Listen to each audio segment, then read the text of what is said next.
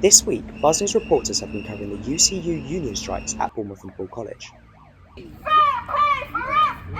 Staff that are part of the union have been striking over working conditions and pay. College tutors are earning £9,000 less than school teachers, and so the union are urging people to support their staff that have been striking. Foreign teacher Darren Tozer was striking on the picket line on Wednesday. I mean, it is a real shame. I was really hoping after we came back after Christmas that this strike wouldn't happen, that management would move. And to be honest, I was expecting them to do that. But unfortunately, that didn't happen. And up until the last minute, we were trying to hopefully get some kind of movement on kind of what we're campaigning for, really. The following morning, BuzzNews reporter Dulcie Barham headed back down to the college. I'm one of the union representatives on strike here today. I've been here 24 years and I was at the University of Southampton before that. Over the years we've watched a slow decline in wages, where workloads have increased, and other issues that align themselves with those issues we've got. You can see your colleagues working under stress, people leaving, so we have a high number of people leaving over my tenure. And to be honest, this has all been one amalgamous issue over the years. I mean, we've been striking for better pay within further education. Further education is basically behind the teaching sector itself, although we are qualified teachers. We've got the same qualifications, master's degrees and everything else. And we are just, at this point in time, finding it untenable. What with inflation and the cost of living and everything else, it's just becoming very difficult to run your lives and cope with the workloads that we have within the further education sector. And certainly the wages are not conducive to the amount you do. And every year it's compounding. So it just compounds, more and more, less and less money, more and more.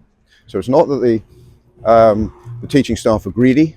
All they're asking for is equity and a fair deal. But unfortunately, I think the CEO, or what you would know as the principal, and the board of governors are obviously just not listening. They're just paying this whole situation that we have just lip service. But it's just driven us to the point we've got to stand up for ourselves and be counted. And I think that's where we are right now.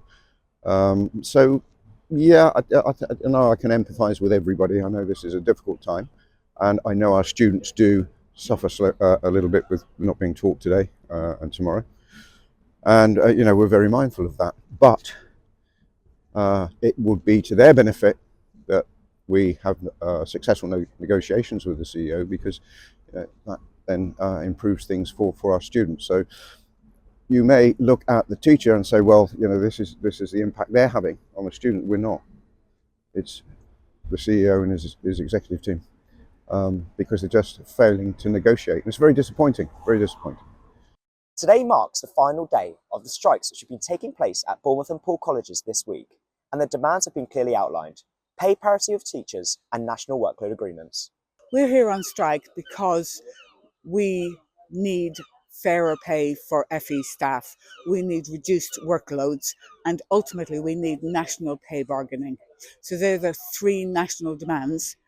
We also have a local claim where there's other local issues that we have asked for as well. Essentially, we have tried negotiating with management, and it was only after our ballot that they actually said they would sit down and negotiate with us. And they have given us promises, vague. This might happen in the future. So we really feel that we have come to the end of the road with negotiations and have had just no option but to come out on strike.